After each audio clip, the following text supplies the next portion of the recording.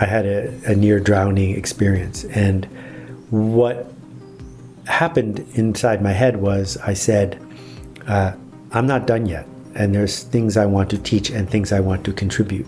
And I was lucky enough to get through those last 50 yards. And that's not fuel that I suggest people seek out, but I share it because when we write the history of this planet, this moment in time where we have billions of people connected and we have paid a huge price in terms of pumping stuff out of the ground in order to have the standard of living we have, we tend to waste it. As soon as we seek to be generous, we get out of our own way. Many people anyway. And part of the nihilism and ennui of our lives is we've been encouraged by marketers for 100 years to be selfish, to put our own oxygen mask on first before helping others. There are systems that want you to be unhappy. There are systems that benefit from you needing to drown your sorrows. There are fewer systems that benefit from you being resilient and happy and a contribution. Strategy isn't just for Microsoft and Apple. Strategy is a philosophy of becoming. One of my favorite sentences in the book is this: one day soon, the person you are hoping to become is going to meet the person you are. How's that meeting going to go? You have agency. That means you have responsibility to use it. And if you deny the agency, you get to whine about it. Great, if that makes you happy. But if you see it, if you want to write, write. If you want to sing, sing. If you want to post your poetry, please do. You don't need to get picked. There are no important poetry magazines that are busy going through their Rolodex hoping to find you. They don't exist. Go do it yourself. Saying it out loud, announcing the strategy, gives us the chance to leave out the part of, and then a miracle happens. Because it's that wishful thinking that wears us out. That if you know you are on a path, it is generative because you know one more step gets you one step closer to where you're going.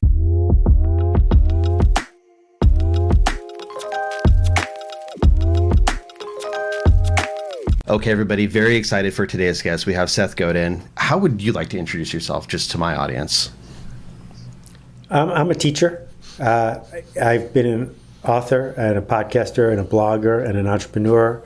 I teach canoeing as well. And mostly what I try to do is notice things and help make them a little bit better. You also have a very profound skill of putting things into a bite-sized, just perfect packaging. And I wanted to say thank you personally, because a few of the things you've said on podcasts or talks of yours that have really stuck with me and have helped me out, even in like preparing for this interview in terms of questions.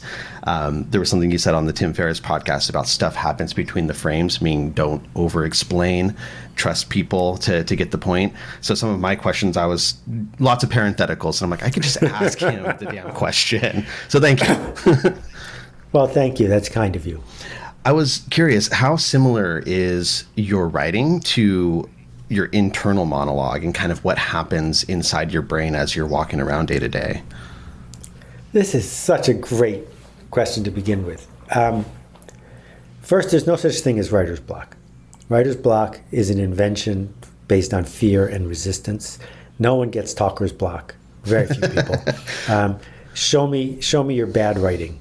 If you have bad writing, you don't have writer's block, right? When I was in high school, my English teacher wrote in my yearbook that I was the bane of her existence and I would never amount to anything. And when I went to college, I took exactly one English course in 4 years. Mm-hmm. So I am not a trained writer. But what I realized is that if you write like you talk, the writing part isn't very hard. What that meant was I had to get better at talking. Mm.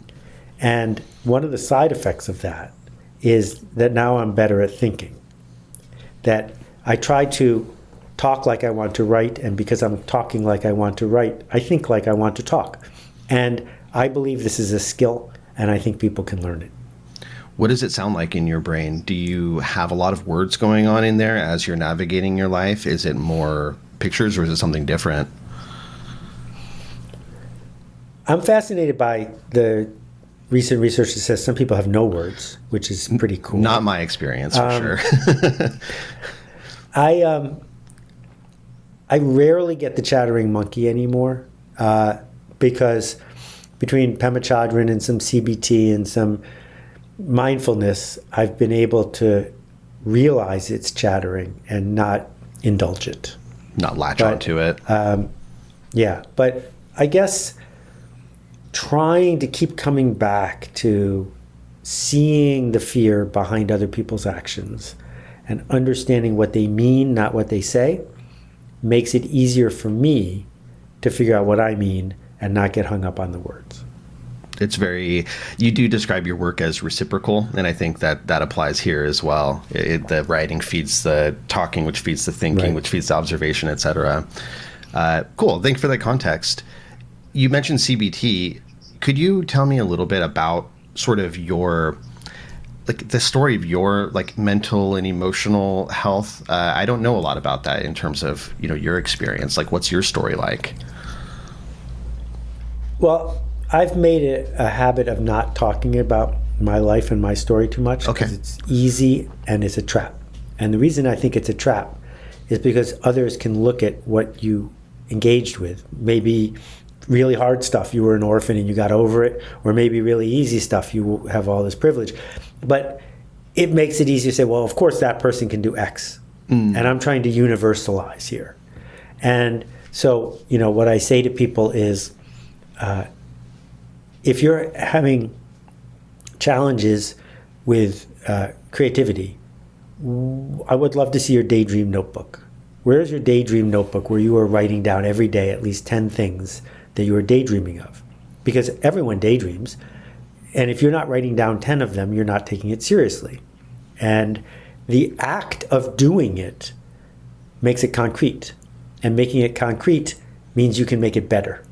And then it becomes part of the habit. So what I say, my blog has a strategy behind it, but one of the things about my daily blog practice is there's going to be a blog tomorrow, and it's not going to be because it's the best blog post I ever wrote. It's going to be because it's Wednesday.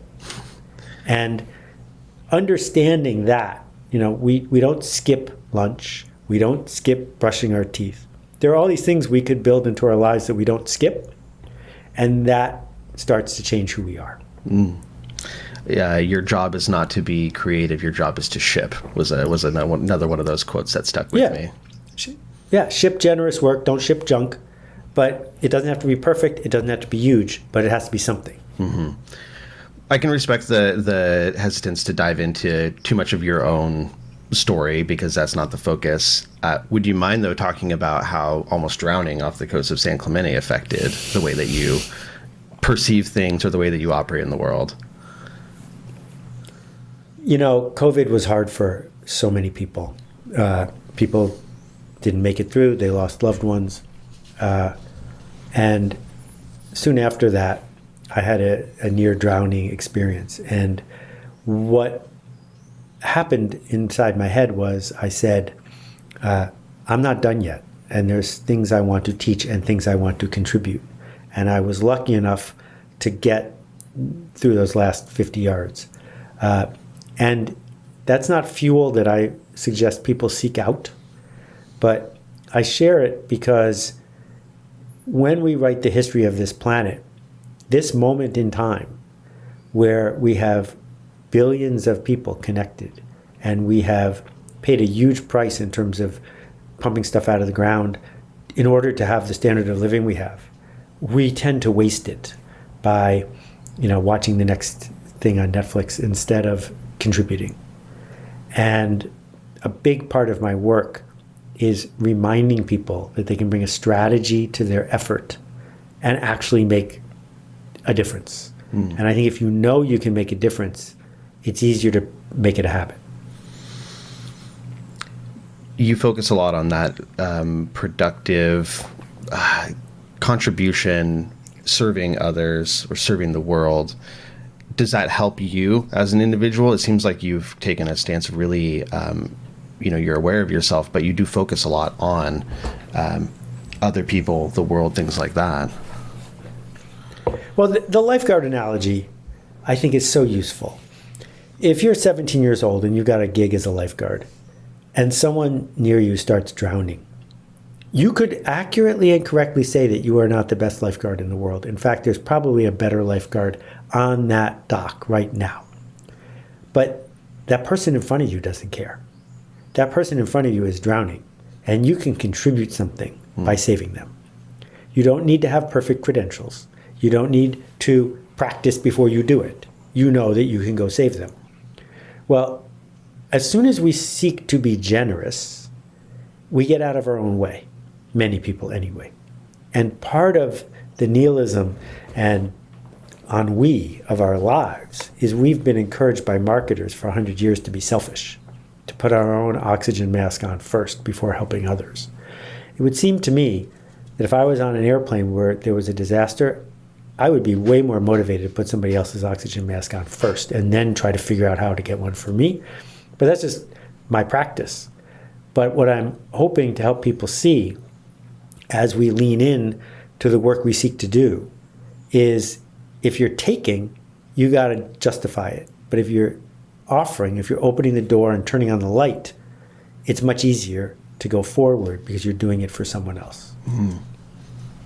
I like that. You mentioned that we are sort of trained to be selfish. You are very aware and good at describing systems that are at play that we may not even be aware of.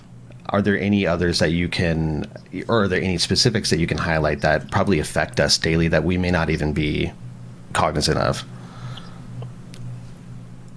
Oh, I can't even begin to tell you how many systems are out there that if we were starting over again, we would never have. Like, just to pick one off the top of my head, if someone invented milk today, here's this product that comes out of a mammal that's supposed to be for its baby.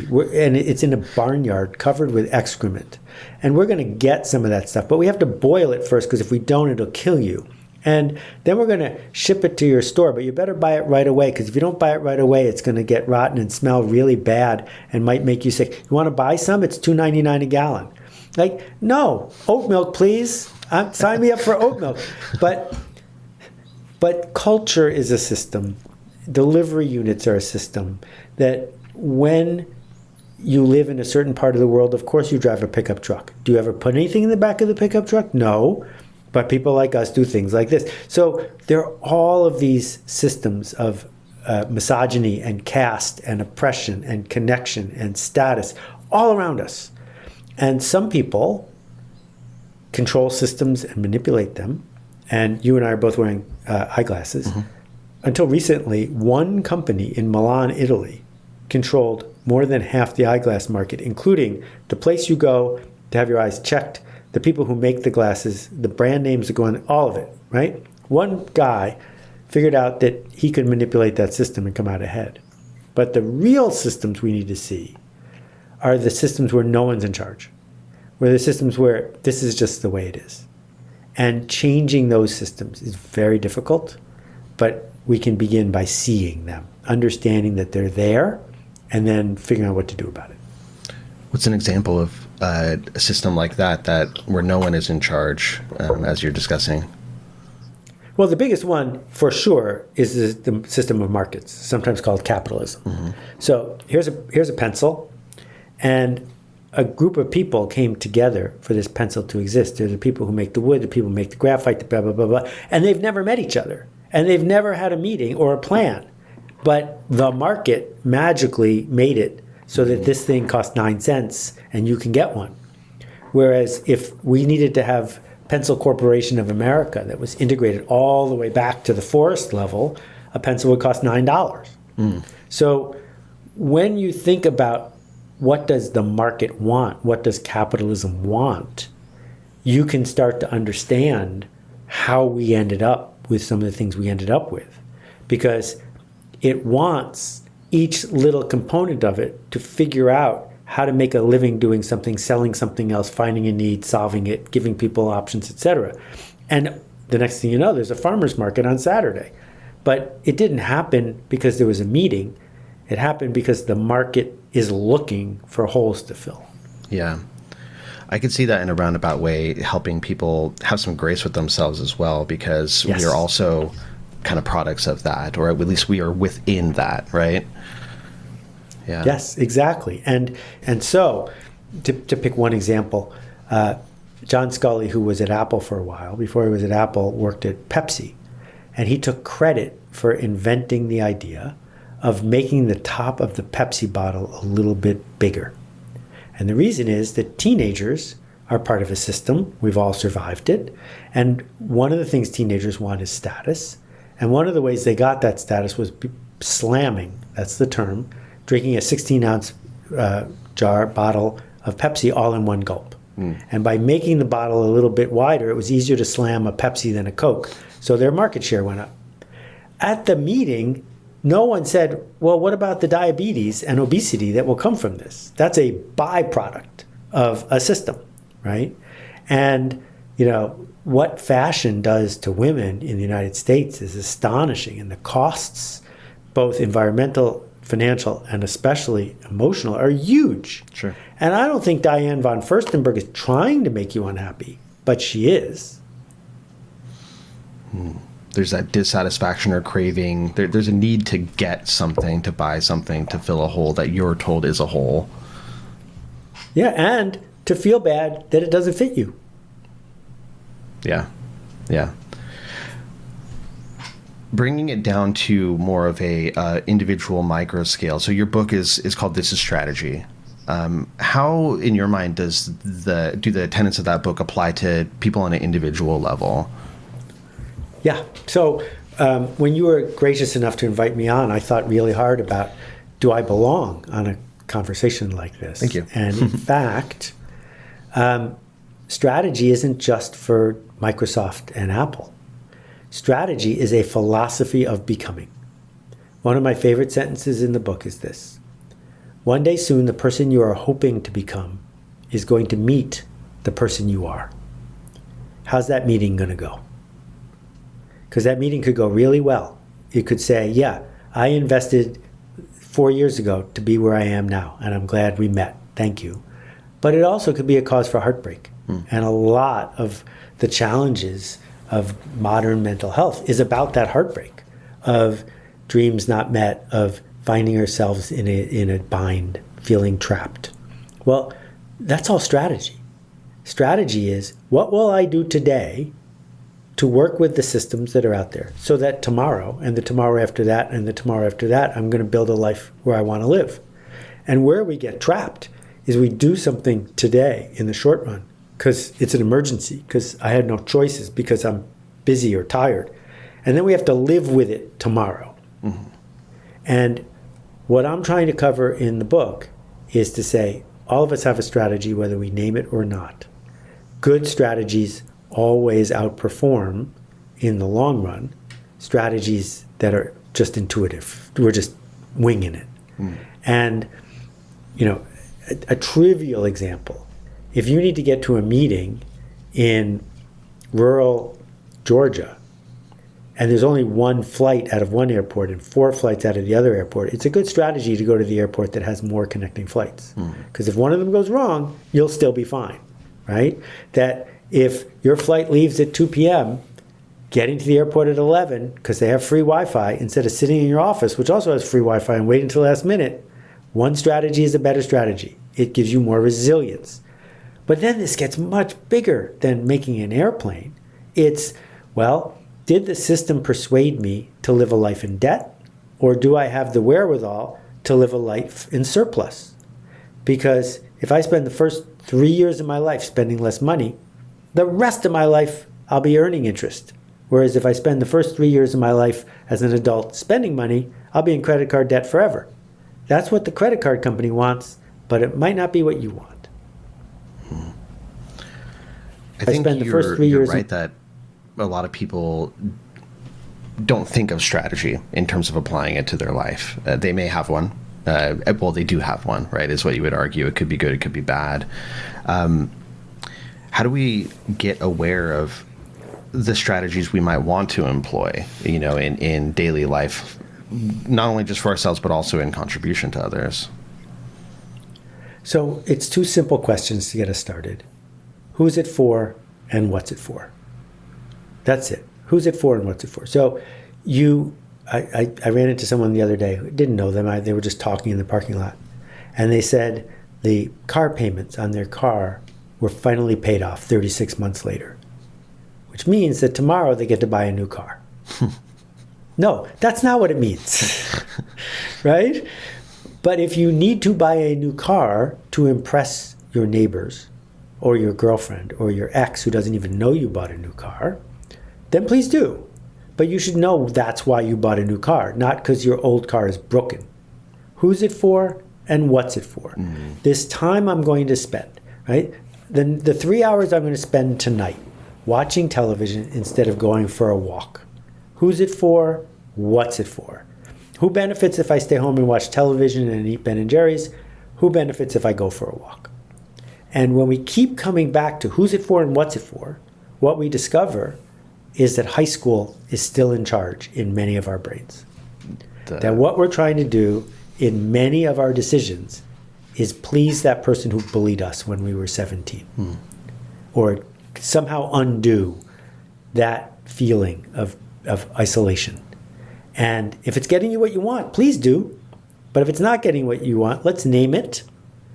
And once you name it, I bet you're aware enough to do something about it. Who's it for? What's it for?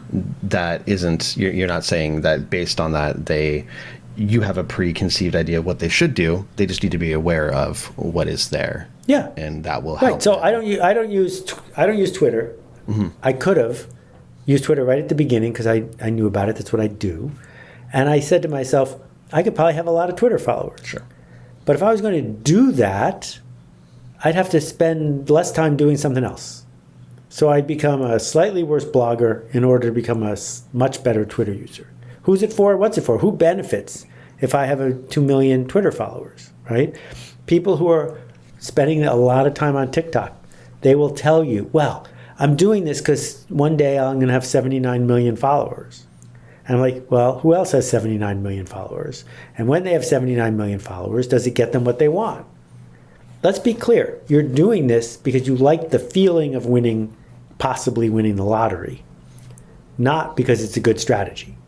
And if you could just name it, then great, go buy a lottery ticket. Just make sure you can afford it. So that comes down to being real with yourself, recognizing the factors that are at play, which requires self-reflection of some capacity. Yeah. For you, it sounds like that's often writing. Right. Well, part of it is it's worth making it into a book because books don't have to be private. You can find 3 other people, and now it's not self-reflection. Now it's peer reflection. And, this is the secret of Alcoholics Anonymous. This is the secret of so many institutions that make us better, is you can't lie to other people as easily as you can lie to yourself. So who are the 3 people that you're going to meet with once a week and tell them the truth about your promises and your efforts? So it's not a substitute for professional mental health care, but it is an excellent way to think about your strategy. You have 12 slogans in your book, or what you have available for us podcasters to look at. One of the slogans is networks can be created. And I think that's absolutely true, but it's something that a lot of people struggle with. Do you have any advice for people that struggle with that? So we get back to the Lifeguard thing. Years and years ago, I built one of the first internet companies. And AOL was one of our biggest clients. AOL invited 50 of the people who were making content to a conference.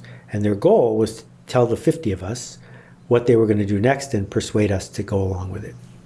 But one guy, Tom, decided that he could do something of service for a dozen of the other people who were there. So he rented a slightly bigger hotel room, and he invited us all over at 6 o'clock to meet each other. And we spent the next 2 hours comparing our contracts with AOL. How could we do better at this? How could we do better at this? And all 12 of us got this huge benefit out of being connected, having a secret cartel, right? And I've been grateful to Tom ever since.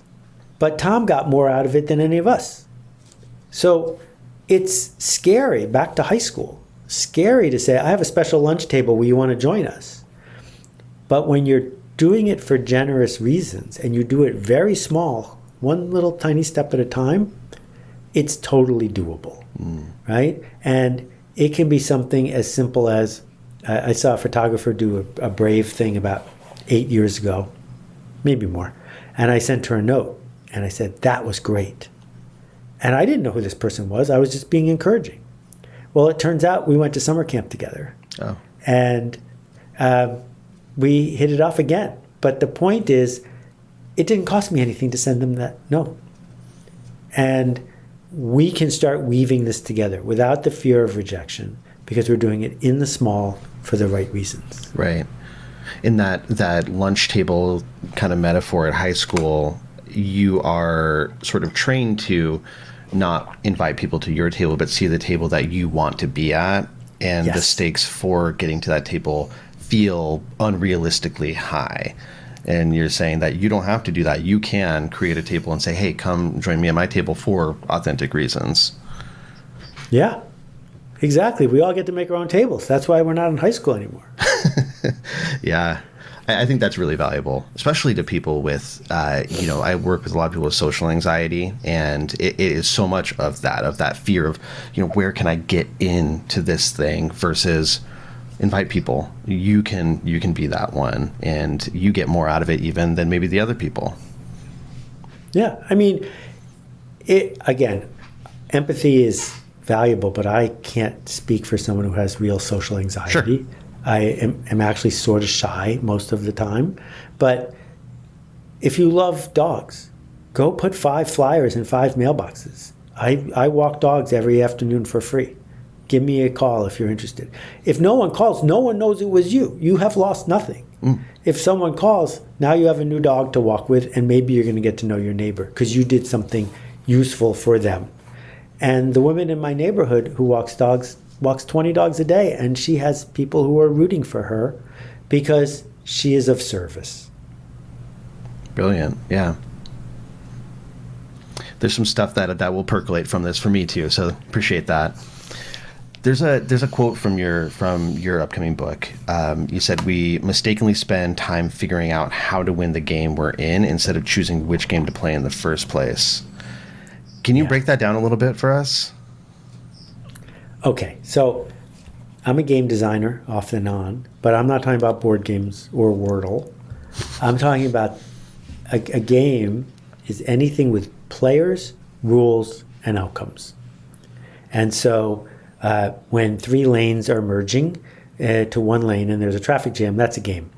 Who are you going to let in front of you? Who's going to let you in front? And you can play that game better or worse. You can be a jerk at it. You can come out fine. And so work is a game, and politics is a game, and the cafeteria is a game. Okay. So one of the things that Western culture has trained us to do is not quit. Another thing it's trained us to do is to insist that we could do it. So I just did a survey in the United Kingdom, and 25% of the adults who answered the survey, including senior citizens, said that if they trained really hard for the next 4 years, they could make the Olympic team. This is absurd, right? But 25%. So that's supposed to be a good thing, right? Well, I don't think you should play games you can't win if your goal is to win. Right? You should play games you can't win just to be fun. But if your goal is to win, and it's very clear you can't win, play a different game. And so what we see is a society that pushes you to play the game it says you should play, and to play it not to win. But that's not a happy thing. So play a different game. And this goes back to which group are you organizing? If the game is who is the most traditionally beautiful person at the senior prom, before you start that you're not going to win that game.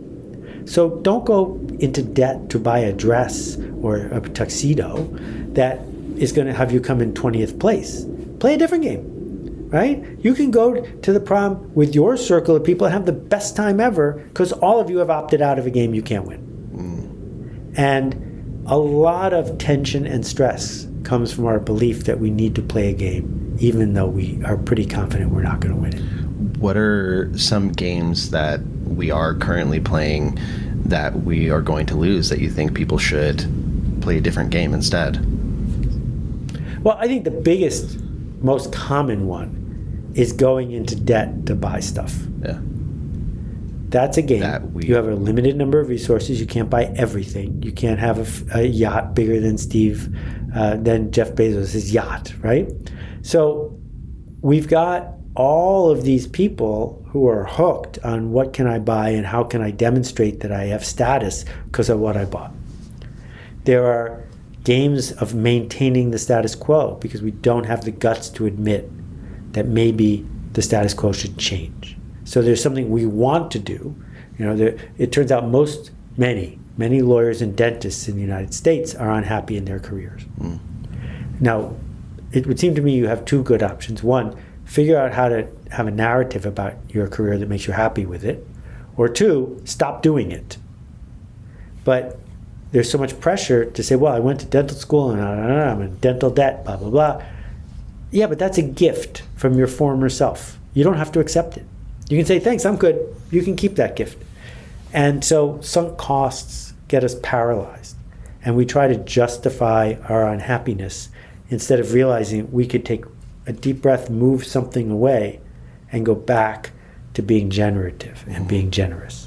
Another slogan, sunk costs can be ignored. Right. But Seth, that's scary.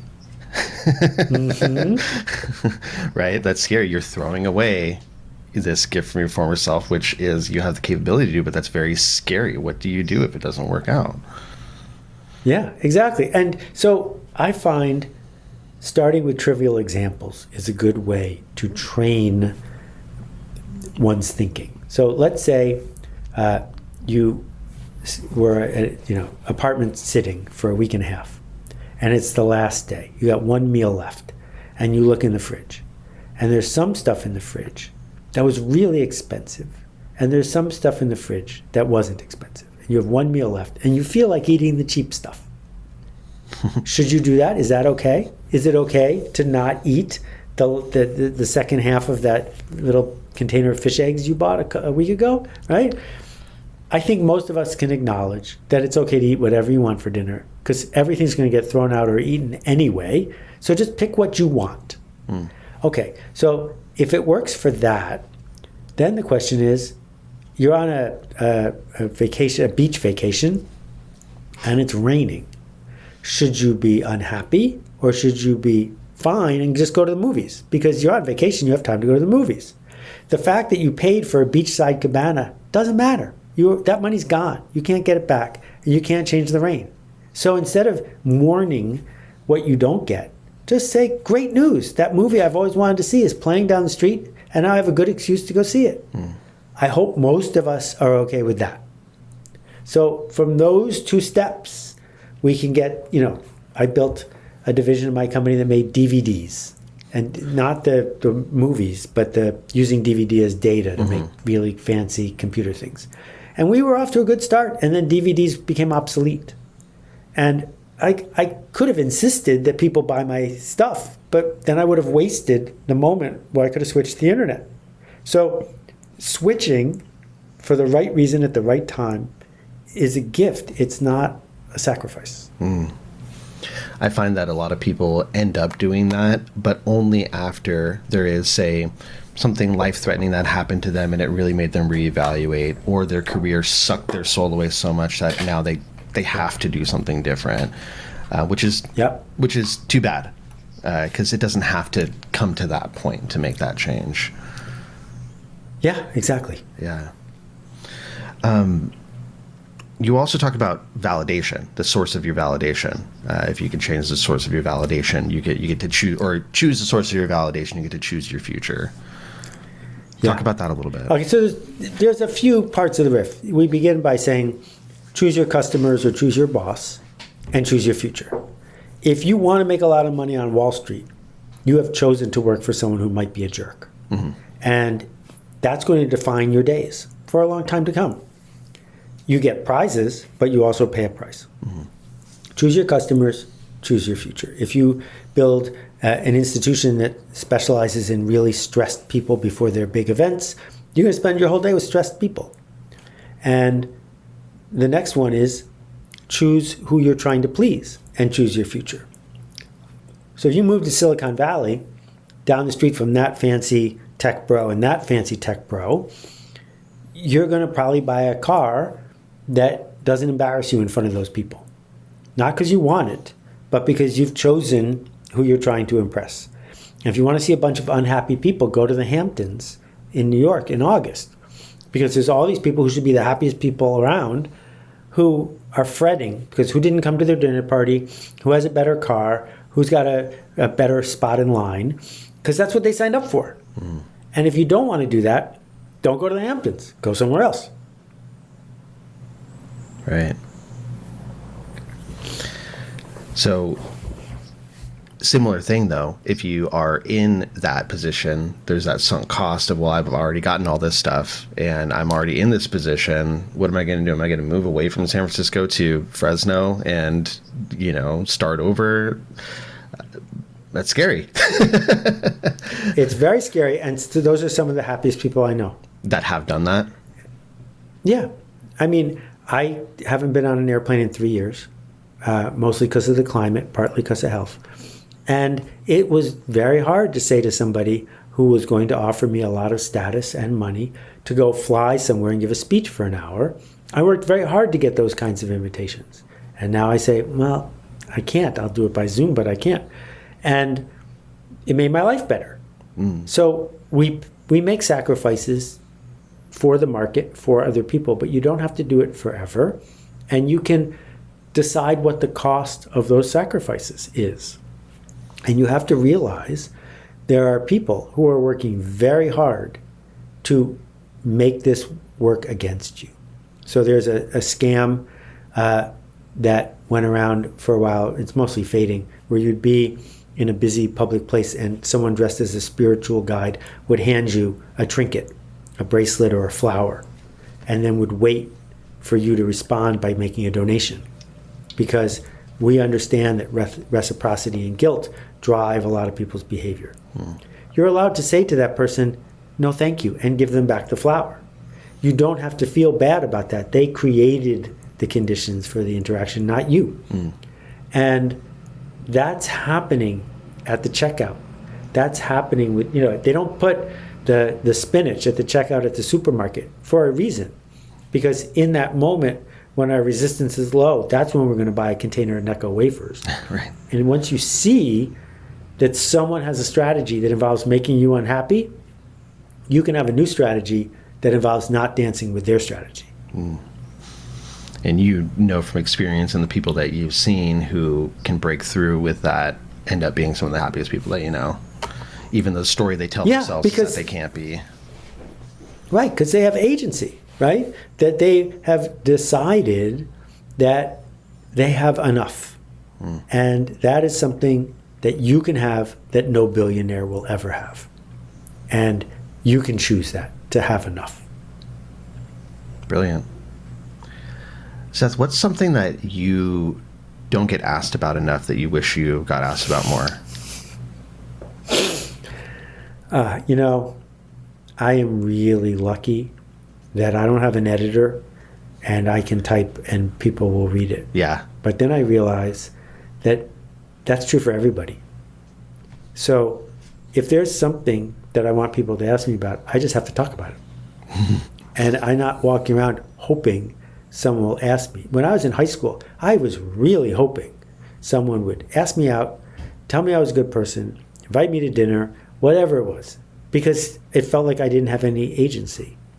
And the world has changed so much that it's critical to understand you have agency. That means you have responsibility to use it. And if you deny the agency, you get to whine about it. Great, if that makes you happy. But if you see it, if you want to write, write. If you want to sing, sing. If you want to post your poetry, please do. You don't need to get picked. There are no important poetry magazines that are busy going through their Rolodex hoping to find you. They don't exist. Go do it yourself. And my friend Sarah Kay, who I think her TED Talk is the only talk where she got 2 standing ovations in one talk. Sarah Kay didn't have a license to start making spoken word poetry when she was 16. She just did. Mm-hmm. And so can we. And I know that's scary, but it's also magic. Sure. That's also making your own table, right? Rather than waiting for the invitation to do that, making your own table and saying, I'm going to do this. If you'd like to join, you're more than welcome to. Yeah. That resonates with me too. Like I wrote my first book about anxiety when I was getting my degree. So not afterward, but I was in my pre-doctoral internship. So I had a master's degree. I was nobody, right? And people were like, don't you have to like wait till after? Don't you have to get licensed? I'm like, I don't think so. And then it turns out, no, you don't. Brilliant. I want to, kind of start the process of wrapping up to be respectful of your time and everything.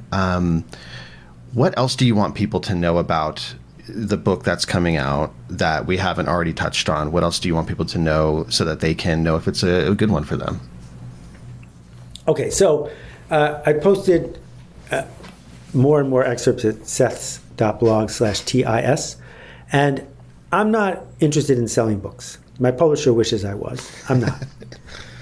I'm interested in helping people change.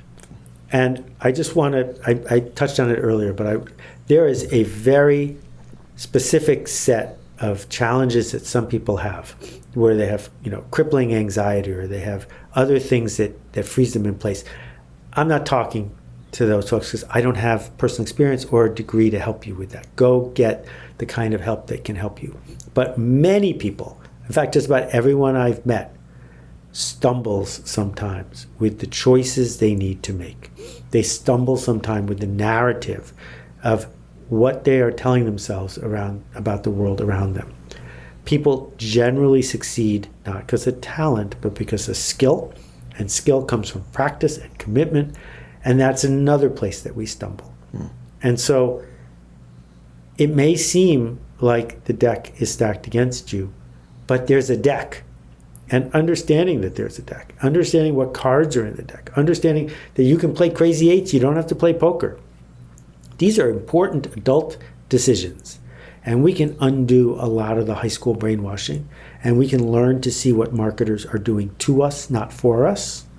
And so I wrote the book so that we would talk about it. I wrote it so that you and I could have this conversation.